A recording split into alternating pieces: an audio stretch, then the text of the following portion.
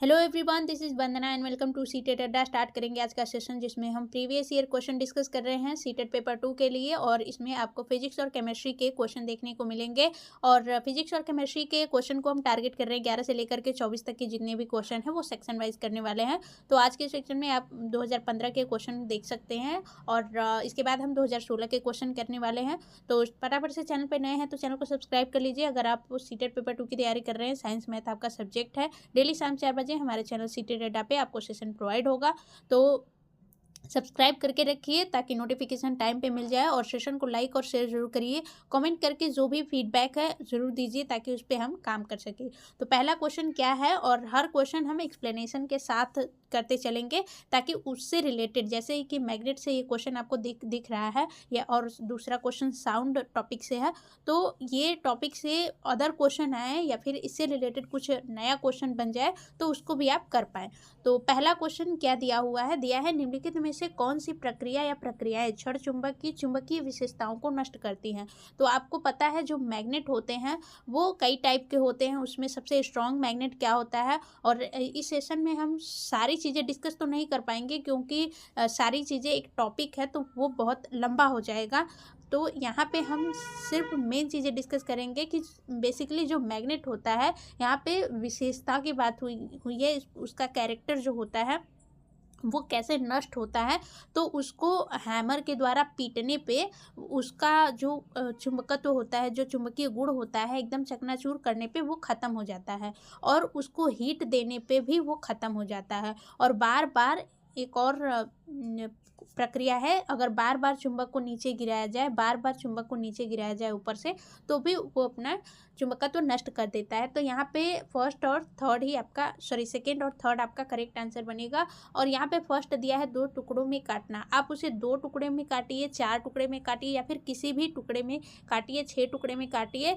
अगर देखिए, काटना और उसको पीटना, पीटने का मतलब चकनाचूर कर दे रहे हो आप, बहुत ही छोटा छोटा क्रिस्टल कर दे रहे हो। लेकिन 2 टुकड़ों में काटने का मतलब ये है कि एक इतना बड़ा चुंबक है, नॉर्थ और साउथ उसके पोल हैं, तो उसको आपने काट दिया, या फिर इसको आपने काट दिया। तो इस तरीके से काटने का मतलब है कि इसमें फिर से जब अगर आप इसको काटोगे तो फिर से 2 पोल क्रिएट हो जाएंगे। तो काटने में या फिर सील करने में कोई भी उस पर फ़र्क नहीं पड़ता, उसकी विशेषताओं पे।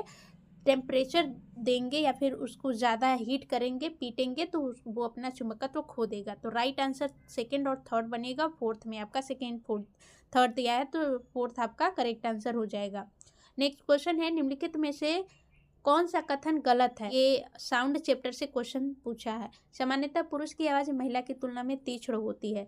तीक्ष्ण का मतलब शार्प, ठीक है, जिसमें स्लिलनेस ज़्यादा होती है, शार्प होती है। जैसे कि फ्रेक्वेंसी अगर जिसकी ज़्यादा होगी उसकी मतलब कि साउंड भी तीक्ष्ण होगी, ठीक। और दूसरा दिया है कि चिड़िया उच्च तारत्व ध्वनि उत्पन्न करती है जबकि शेर निम्न तारत्व उत्पन्न करता है।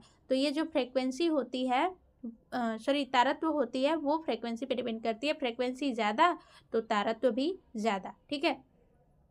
तो ये क्या दिया है कि जो चिड़िया होती है उसकी तारत्व ज़्यादा होती है और जो शेर होता है उसका तारत्व कम होता है। तो ये सही बात है, शेर में लाउडनेस ज़्यादा होती है, ठीक। लाउडनेस ज़्यादा होती है जो कि एम्पलीट्यूड के स्क्वायर पे डिपेंड करता है। एम्पलीट्यूड जितना ही ज़्यादा होगा उसकी लाउडनेस उतनी ही ज़्यादा होगी। तो ये भी सही है और फर्स्ट भी सही है। और नेक्स्ट दिया है, फर्स्ट दिया है सामान्यतः पुरुष की आवाज़ महिला की तुलना में तीक्ष्ण होती है। तो फर्स्ट ही गलत होगा, ठीक है, क्योंकि पुरुष की आवाज़ जो होती है महिला की तुलना में तीक्ष्ण नहीं होती है। वो क्या होती है, ज़्यादा उसका एम्पलीट्यूड ज़्यादा होता है, लाउडनेस ज़्यादा होती है, ठीक। थर्ड दिया है, एक ढोल निम्न आवृत्ति पर कंपित होता है इसलिए वह निम्न तारत्व की ध्वनि उत्पन्न करता है। फोर्थ दिया है, एक सीटी की उच्च आवृत्ति है, एक सीटी की उच्च आवृत्ति है इसलिए वह उच्च तारत्व ध्वनि उत्पन्न करती है। तो ये तो सही है, जो ढोल होता है वो निम्न तारत्व उत्पन्न करता है, निम्न आवृत्ति पर कंपित होता है इसलिए वह निम्न तारत्व की ध्वनि उत्पन्न करता है, मतलब कि लाउडनेस उसमें होती है, तारत्व नहीं होती है। तो थर्ड भी सही है, फोर्थ भी सही है, फर्स्ट ही आपका गलत है क्योंकि महिला की जो आवाज़ होती है वो तीक्ष्ण होती है, न कि पुरुष की, ठीक है। तो जो गलत ही पूछा है और जो गलत है वहीं पे सही है। नेक्स्ट क्वेश्चन है, आपके पास दो परख नलियाँ ए और बी है। परख नली ए में हल्दी का पेस्ट भरा है, जबकि परख नली बी में फेनोल्फथालीन का जेली विलेन भरा है। इन दोनों परख नलियों में तनु हाइड्रोक्लोरिक अम्ल की कुछ बूंदें डालने पर इनमें भरे पदार्थ प्रतीत होते हैं। दो परख नली आपको दी गई है, ए और बी। एक में क्या है, हल्दी है यानी कि टर्मरिक, दूसरे में फेनोल्फथालीन है। आपको पता है टर्मरिक का कलर होता है येलो और फेनोल्फथालीन कलर लेस होता है, ठीक है, कलर लेस होता है। तो यहाँ पे ये जो एसिड में जो टर्मरिक होता है एसिड में येलो ही देता है, और जो फेनोल्फथालीन है ये भी कलर लेस ही होता है, मतलब कि एसिड में भी ये कलर लेस ही रहेगा, लेकिन बेस में दोनों अपने कलर चेंज कर देंगे। ये हो जाता है पिंक बेस में, और जो टर्मरिक होता है ये हो जाता है रेड, ठीक है। तो यहाँ पे ध्यान देंगे कि हाइड्रोक्लोरिक क्या है, एसिड है, तो एसिड के कुछ बूंदे डालने पर उसमें भरा पदार्थ प्रतीत होंगे। तो देख लेते हैं क्या हुआ है। यहाँ पे एसिड डालेंगे तो हल्दी ही रहेगी, जबकि फेनोल्फथालीन कलरलेस रहेगा क्योंकि उसका कलर ही कलरलेस है, ठीक। तो यहाँ पे दिखाई देगा ए लाल दिखाई देगा नहीं, ए पीला रहेगा जबकि बी गुलाबी नहीं, ए पीला रहेगा जबकि बी रंगहीन रहेगा। तो फोर्थ आपका करेक्ट आंसर हो जाएगा, ए पीला रहेगा और बी रंगहीन। दोनों अपने कलर चेंज नहीं करेंगे, जो उनका कलर है वही रहेगा, क्योंकि एसिड में उनका कोई चेंज कलर नहीं होता। नेक्स्ट क्वेश्चन पे चलते हैं। अनीता परख नली में सोडियम हाइड्रोक्साइड का ताज़ा विलयन तैयार करती है, और ये टॉपिक, ये क्वेश्चन जो आपको दिख रहा है ये आपको एसिड बेस से क्वेश्चन देखने को मिल जाएंगे। एसिड बेस एंड सॉल्ट हमने टॉपिक पढ़ा है, उसमें बहुत अच्छे से हमने पढ़ा है कि नेचुरल इंडिकेटर क्या होते हैं, जिन्हें सूचक बोलते हैं, जो कि एसिड और बेस में डालने पर कौन सा कलर देते हैं।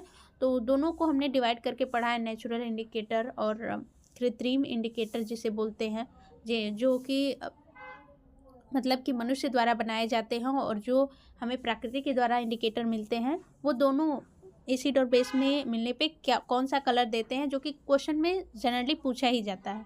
तो उसको बहुत अच्छे से हमने डिस्कस करा हुआ है। एसिड बेस एंड सॉल्ट से कौन से क्वेश्चन बनते हैं वो सभी हमने सेशन में डिस्कस करा हुआ है, प्लेलिस्ट बनी है, जाकर के आप देख सकते हैं।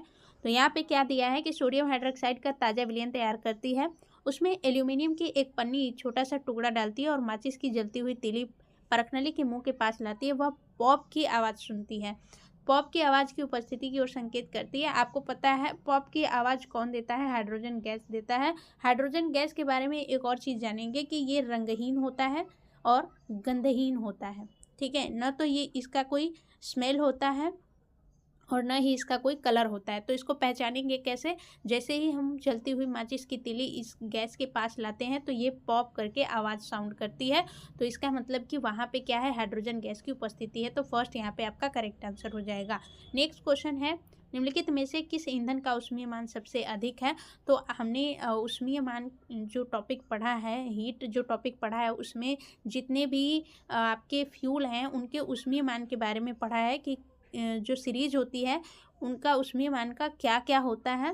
जैसे कि गोबर के उपले हो गए, और उसके बाद आ जाता है लकड़ी, फिर कोयला, फिर बायोगैस, फिर उसके बाद आ जाता है एलपीजी नहीं, पेट्रोल आ जाता है, डीजल आ जाता है, केरोसिन आ जाता है, फिर उसके बाद सीएनजी आ जाता है, एलपीजी आ जाता है, फिर हाइड्रोजन गैस आ जाता है।